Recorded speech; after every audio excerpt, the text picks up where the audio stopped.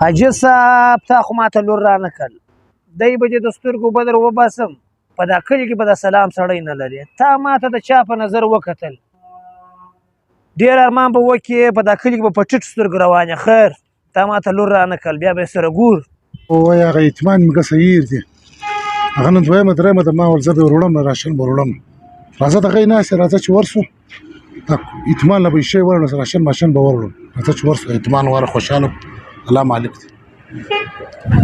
دغه دی حاجي صاحب بیا روان دی زه به یې پټه ویډیو جوړه کړم دی بیا کور ته راشم کوي په دغه پلمه باندې دی د خلکو کورو ښځو ته ګوري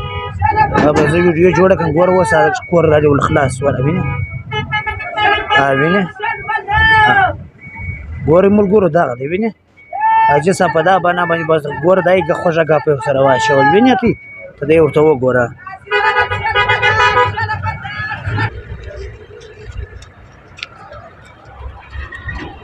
فریده دا حاجي صاحب دې وپېژندی یا دا خو ما نه دی پېژندلی دا څوک دی دا هغه یو دی چې د خلکو کور ته ورسي د راشم به باندې د خلکو ښځو ته ګوري وایي زه راشم ورکوم دا هغه یو دی دا دونه خراب سړی دی دا خلک ولې نه ورته درېږي نو بس هغه د خدای پاک وشرموئ نن 2 منټه چې پر فیسبوک کې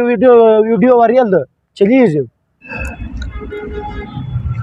السلام علیکم وعلیکم السلام هو هغه حاجي صاحب خو دغه دلته له ځان دونه ششته حاجي جوړ کړی دی هلته د خلکو کورو ته راشن ورکوي ویډیو هم دونه وایرل سول هلته د خلکو کورو له اوس د خلکو زنانو ته ګوري نه شرم لري نه حیا لري دونه بې عزته ته د خلکو د دوی سلامونه راچل د دونه غټ غټ ګایږي غټ غټ ځله ځي شرم په قرآن کې پکښې دی نه حیا پکښې ده یار دا څه رقم زمانه څه دا څه رقم وخت په خدای سي په لا اله موږ وشرمېدو په خدای دا تر خلکو د تابات السلام علیکم حاجي صاحب وعلیکم السلام ستړی مه شه ځوان خیر چې څنګه یې جوړې شکر دی حاجي صاحب دا دې کومه کیسه په مخه اخیست دا کومه ډرامه ده نن 2 ورځې پر فیسبوک باندې را روانې ده بل خور مور ته ګورې د راشم په بانه باندې څنګه کار وروره زه په خپله نه یم په خبر په دا شي باندې د خلکو د خولو سې اورم چې حاجي صاحب دلته را د بلو کورو له ځي د بلو زنانو ښځو ته ګوري زه خدای سره خبرې زه دا دنده ما نه کړې ده نه زه کوم نو خو نن 2 ده پر فیسبوک باندې ډېره بده وایرل روانه بس الله مې ویني الله مې پر سر دی دا چار چا کړی ډېر غلط کار یې کړی دی الله د ما سره کړي دی الله دې د سره وکړي دغه د وجې خلک د چا سره اوس ښه نه کوي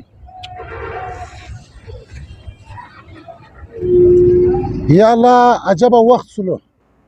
که ښه کوې ماریان دي که نه کوې ماریان دي ما والا سره خبرې چې ما دغه اطمان